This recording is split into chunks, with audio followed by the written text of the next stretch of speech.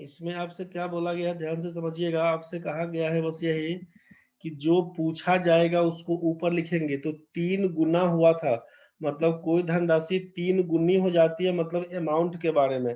तो अमाउंट हो जाएगा 3 गुना, तो उसका इंटरेस्ट कितना बोलिएगा, एक कम करके लिखिएगा 2 गुना। और यहाँ पर आपसे बोला था कि 2 गुना होता है 2 साल में, 2 गुना का मतलब एक कम करिएगा, मतलब एक आएगा। तो 2/1 इंटू यहाँ पर 10 बोल दीजिएगा। बस यही से कहानी है। चलिए, तो यहाँ पर क्या कर लीजिएगा ना, डिटेल्स तो करके देख लीजिएगा, कोई दिक्कत तो नहीं है भाई। डिटेल्स में मान लीजिए, डिटेल्स में अगर समस्या बनेगा, डिटेल्स में अगर समस्या बनेगा तो यही बात बोलिएगा ना कि प्रिंसिपल अगर मेरा x रुपया था, तो अमाउंट हो जाएगा डबल, मतलब 2x हो जाएगा कितना दिन में। तो बोलिएगा टाइम आपका 10 ईयर्स, टाइम आपका 10 ईयर्स। तो रेट परसेंट क्या था ये हमको नहीं मालूम। तो x रुपया जब 2x हो जाएगा, मतलब यहाँ से बोल देंगे कि इंटरेस्ट हमारा है x रुपये का। तो रेट परसेंट कितना, तो रेट बराबर बोलिएगा simple interest, simple interest into 100 by principal into time. बस यहीं से देखिएगा, x x cancel, zero zero cancel, rate बोल दीजिएगा 10% का। ये रेट समझ में आपको आ चुका है, रेट हो गया 10%। और इसके बाद ऑल्सो कर दीजिएगा यहाँ से, जब प्रिंसिपल है हमारा एक्स, बोला गया 3 गुना हो जाता है, तो अमाउंट हो जाएगा 3x। तो इसका मतलब इंटरेस्ट कितना हो जाएगा, 2x बोल दीजिएगा। अब टाइम क्या होगा, तो simple interest into 100 by principal था x, और ये रेट निकल गया 10। x से x कैंसिल, जीरो से जीरो कैंसिल, यही आप बोल दीजिएगा यहाँ पर 20 ईयर्स। डिटेल्स इसी को छूइएगा। चलिए, बाकी यहाँ तक तो ठीक था भाई। हम आगे बढ़ते हैं। इसमें किसी को दिक्कत नहीं है 38 तक में, तो 38 तक में दिक्कत नहीं है। इसमें किसी को दिक्कत है 39 40 में? 39 40 में कोई दिक्कत है तो जल्दी बताइए, नहीं तो बढ़ेंगे आगे। 39 40 में कोई दिक्कत नहीं है, कोई दिक्कत नहीं है, बहुत बढ़िया। इसमें कोई दिक्कत नहीं, बहुत बढ़िया। 41 42 43 44 इसमें 39। सत्यम सत्यम सत्यम को दिक्कत हो गया 39 नंबर में। Working efficiency of P and Q for completing a piece of work are in the ratio 3:4. The number of days to be taken by them to complete the work will be in the ratio. आप जानते हैं कि time और efficiency भाई मेरे उल्टा चलता है, समय और कार्यक्षमता उल्टा चलता है। तो 3:4 का रेशियो में इफिशियंसी दिया हुआ है, तो टाइम लगेगा हमको 4:3 का अनुपात। बस उल्टा काम कर लीजिएगा, यही कहानी था। चलिए ठीक है, 39 40 में दिक्कत नहीं है। 41 से लेकर 44 में किसी को दिक्कत है भाई? 41 से 44 तक में किसी को दिक्कत है तो बताइए, तो बढ़ेंगे। 41 से 44 में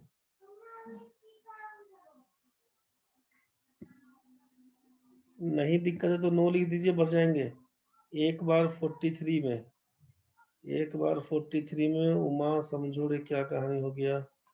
43 में तुमको क्या दिक्कत हो गया रे? ये बोट स्ट्रीम का थ्योरी रिवाइज नहीं किया है क्या? कॉपी छोड़ के चला आया है। A boat goes 12 kilometer downstream and comes back to the starting point in 3 hours. If the speed of the current is 3 kilometer per hour, then the speed of the boat in still water. A boat goes 12 kilometer downstream and comes back to the starting point in 3 hours.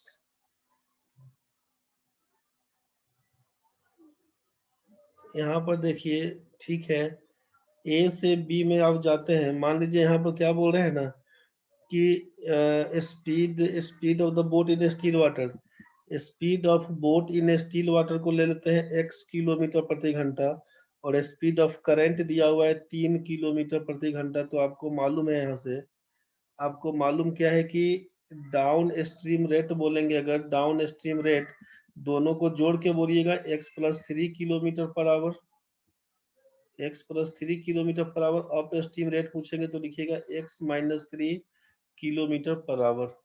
Question में आप बोले थे कि 12 kilometre downstream, a boat goes 12 kilometre, 12 kilometre A से B का दूरी downstream and comes back to the starting point in 3 hours. मतलब 12 kilometre जाता है, 12 किलोमीटर लौट के आता है 3 घंटा में। तो आपसे पूछा कि शांत जल में नाव का चाल बताइए। तो जाने के टाइम में तो ये जाएगा x + 3 किलोमीटर पर आवर के हिसाब से, x + 3 किलोमीटर पर आवर के हिसाब से, डाउन स्ट्रीम रेट के हिसाब से जाने के टाइम में। लौटने के टाइम में क्या हो जाएगा इसका स्पीड, तो लौटने के टाइम में तो बोलिए कि अप स्ट्रीम रेट काम करेगा, x - 3 वाला, x - 3 किलोमीटर पर आवर। और क्वेश्चन में क्या दिया हुआ था, तो क्वेश्चन में दिया कि टोटल टाइम दिया हुआ है 3 घंटे का। तो टाइम बराबर जानते हैं कि डिस्टेंस बाई स्पीड होता है। तो सोचिए कि जाने के टाइम में कितना, 12 किलोमीटर का दूरी स्पीड क्या था, तो x + 3। आने के टाइम में क्या कहानी हुआ, तो 12 किलोमीटर का दूरी लिखिएगा, x - 3 का मान लिखिएगा यहाँ पर 3 घंटा। काम तो यही से करिएगा इसका। अब इसके बाद यहाँ से क्या कर दीजिएगा, 12 आपका कॉमन हो जाएगा, यहाँ से आप ले लीजिएगा x² - 9 करिएगा, तो ये क्या लिख दीजिएगा, 12 x - 36 पकड़ के यहाँ से कर दीजिएगा 12x + 36 बराबर लिखिएगा यहाँ पर 3। ये 36 आपका कैंसिल हो जाएगा। ये आपका 12 12 24x बट्टा x² - 9 का मान 3 लिखिएगा, 3 से काटिएगा तो 8 कटेगा। x² माइनस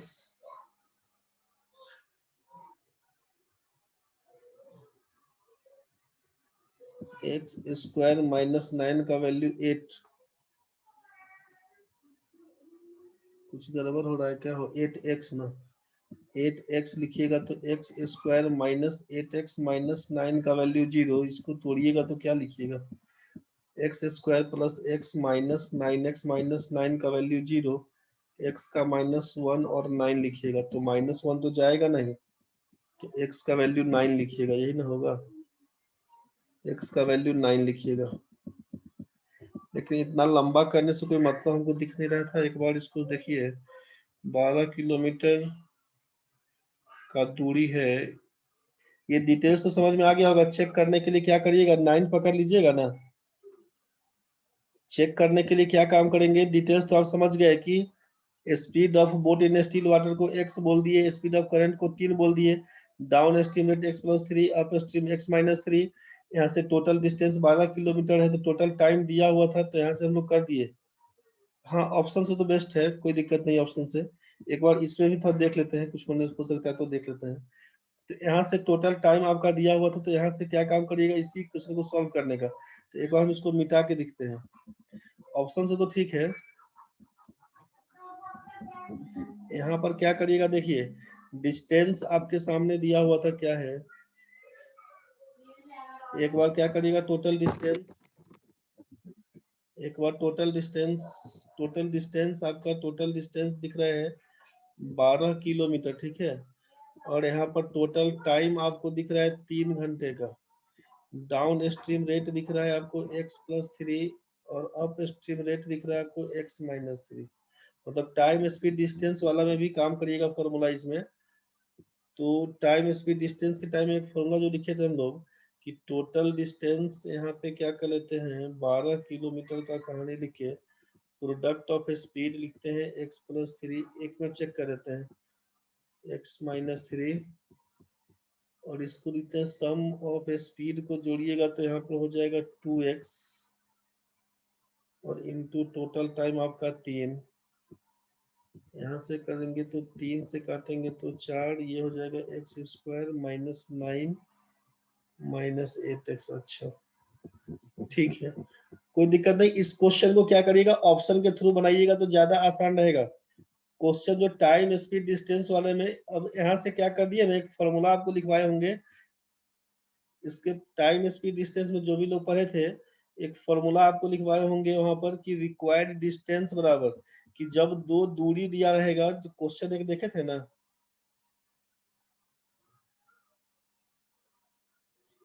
ये जो क्वेश्चन देखे थे कि ए से बी का, ध्यान से समझिएगा, कि कोई आदमी ए से बी पर जाता है, कुछ स्पीड दिया हुआ है, मान लीजिए x किलोमीटर पर आवर की स्पीड से जाता है, तो 5 मिनट पहले पहुंच जाता है, बिफोर।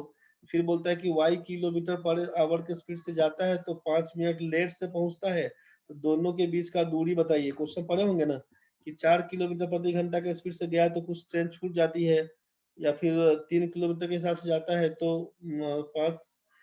5 किलोमीटर 4 किलोमीटर प्रति घंटे के हिसाब से जाता है तो ट्रेन 5 मिनट से छूट जाती है, और 5 किलोमीटर प्रति घंटे के हिसाब से जाता है तो 5 मिनट पहले पहुंच जाता है। तो दोनों जगह का दूरी, घर से स्टेशन का दूरी क्या था, ऐसा क्वेश्चन पढ़े होंगे। तो इसी टाइम में आपको बताए थे कि इसमें क्या लिखने का था कि रिक्वायर्ड डिस्टेंस जो निकालते थे, रिक्वायर्ड डिस्टेंस बताए थे कि प्रोडक्ट ऑफ स्पीड निकालने, प्रोडक्ट ऑफ स्पीड बोले थे, और नीचे बोले थे डिफरेंस ऑफ स्पीड, और यहाँ पर लिखे थे डिफरेंस इन टाइम, कि जब छूटेगा बढ़ेगा तब के केस के लिए। और दूसरा केस क्या बताए थे इसमें कि जब आपसे बोले कि अगर जैसे मान लीजिए 3 किलोमीटर प्रति घंटा के स्पीड से जाता है, 3 किलोमीटर प्रति घंटे की स्पीड से जाता है ए से बी तक, और फिर बी से ए पर इसका स्पीड है 4 किलोमीटर प्रति घंटा, तो दोनों 2 बार स्पीड दिया रहेगा, और इसको बोला कि जाने आने में कुल मिला के टाइम लग जाता है टोटल टाइम 3 घंटे का। मतलब टोटल टाइम दिया रहेगा तो रिक्वायर्ड डिस्टेंस में क्या लिखेंगे, प्रोडक्ट ऑफ स्पीड, और नीचे लिखेंगे सम ऑफ स्पीड, और इनटू लिखेंगे टोटल टाइम। जब टोटल टाइम दिया रहेगा तो प्रोडक्ट ऑफ स्पीड दोनों में आएगा, ठीक है। यहाँ पर टोटल टाइम दिया रहेगा तो लिखेंगे सम ऑफ स्पीड इनटू ऊपर में टोटल टाइम, और अगर जो पहले और बाद का कहानी बनेगा तो उसमें लिखेंगे डिफरेंस ऑफ स्पीड और difference in time. Time speed distance में बताए थे, उसका वीडियो देख लीजिएगा, क्लियर हो जाएगा। तो हम उसी का फॉर्मूला यूज करके इसमें चेक करके देख लिए हैं। तो एक कहानी तो वहां से कर सकते हैं, एक कहानी तो वहां से कर सकते हैं, दूसरा कहानी है ऑप्शन के थ्रू। ऑप्शन के थ्रू बेस्ट ऑप्शन था कि 9 में 3 जोड़ेंगे तो 12 हो जाएगा। ऑप्शन के थ्रू अगर 9 लिखते हैं इसको, तो डाउन स्ट्रीम का मतलब है 12 किलोमीटर प्रति घंटा का स्पीड, और अप स्ट्रीम में बात करेंगे तो 9 घटाओ 3 करेंगे तो 6 किलोमीटर प्रति घंटे का स्पीड। तो जाने में 1 घंटा रहेगा, आने में 2 घंटा रहेगा, कुल मिला के 3 घंटा दिया हुआ है, ऑप्शन के थ्रू आंसर बन जाएगा। तो ऑप्शन के थ्रू तो ठीक था, लेकिन समझने के लिए आपको बता दिया गया। ये टाइम स्पीड डिस्टेंस में जो बताए थे फॉर्मूला, उसी का यूज है इसमें। चलिए आगे बढ़ते हैं एक बार 45, 46, 47 में।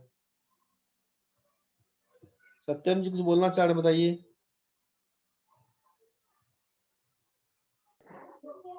सर ये ऑप्शन थ्रू जो अभी आप बताए उसको फिर से बताइएगा। ऑप्शन के थ्रू आप फिर से समझिए तो एक बार। हाँ। ऑप्शन के थ्रू बोले कि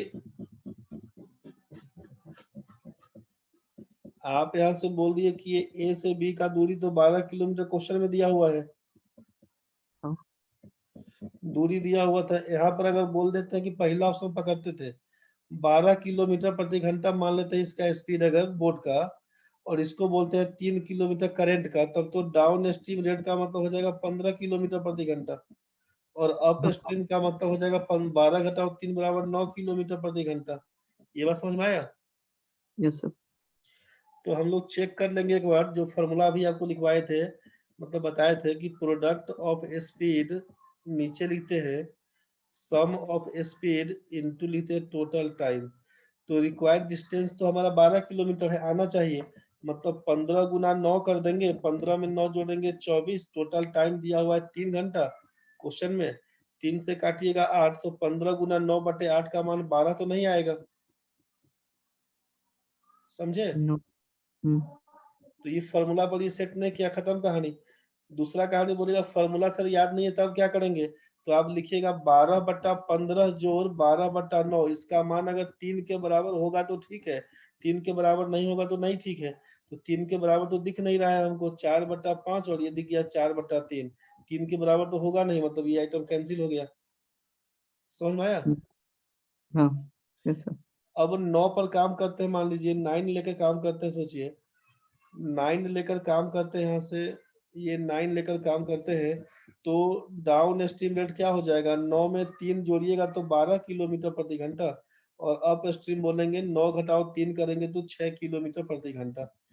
तो एक बार जाने में कितना समय, तो 12/12 बोल दीजिएगा तो 1 घंटा टाइम, आने में कितना समय 12/6 बोल दीजिएगा 2 घंटा टाइम, तो दोनों को जोड़ लेंगे तो 3 घंटा तो क्वेश्चन में दिया हुआ था, हाँ। मतलब ये सेट हो गया। फॉर्मूला पे बोलते हैं कि काम करके देखिए एक बार, फॉर्मूला में कैसे सेट करिएगा। फॉर्मूला के हिसाब से बोलते तो क्या बोलते, प्रोडक्ट ऑफ स्पीड मतलब 12 गुना 6, सम ऑफ स्पीड 12 6 18 और गुना यहाँ पर 3 घंटा। यहाँ पर देख लीजिए, काट छाट के देखिएगा, 6 3 18, 3 3 कैंसिल, 12 किलोमीटर है ही दिया हुआ, मतलब ठीक है आंसर। बुझे? Yes sir. आगे बताइए, इसमें आप बोल रहे हैं 45 number question. A man invest half his capital at the rate of 10% per annum, 1/3 at 9%, and the rest at 12% per annum. The average rate of interest per annum which he gets is, क्या काम करिएगा? A man invest half his capital at the rate of 10% per annum. आधा पैसा लगाता है 10% के हिसाब से, 1/3 एक तिहाई लगाता है 9% के हिसाब से, और रेस्ट बोलता है 12%। रेस्ट बोलता है 12%। तो पूछा था average rate of interest per annum, average rate percent per annum क्या होगा? तो यहाँ से तो क्या काम कर दीजिएगा ना, देखिए ना, नीचे आपका 2 दिया हुआ, नीचे आपका 3 दिया हुआ, कुल रुपया मान लेते हैं 6, टोटल अमाउंट को अगर 6 मान लेते हैं तो बोलेंगे 3 रुपया लगाता है 10% के हिसाब से, फिर बोलते हैं 2 रुपया लगाता है 9% के हिसाब से, और बाकी कितना बचा, 1 रुपया लगाता है वो 12% के हिसाब से। तो एवरेज रेट ऑफ इंटरेस्ट का कहानी बन के आएगा कितना, रेट ऑफ 10 1/3 इतना, the average rate of interest per annum which he gets is, तो 30% बोलिएगा यहाँ से, 9 दूना 18%, और ये हो जाएगा 12%, 60 18 12 30, इसमें क्या कर दीजिएगा, हो 12 22,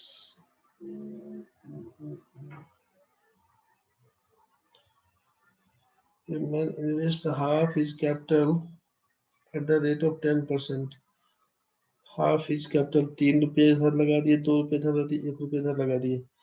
the average rate of interest per annum, average rate of interest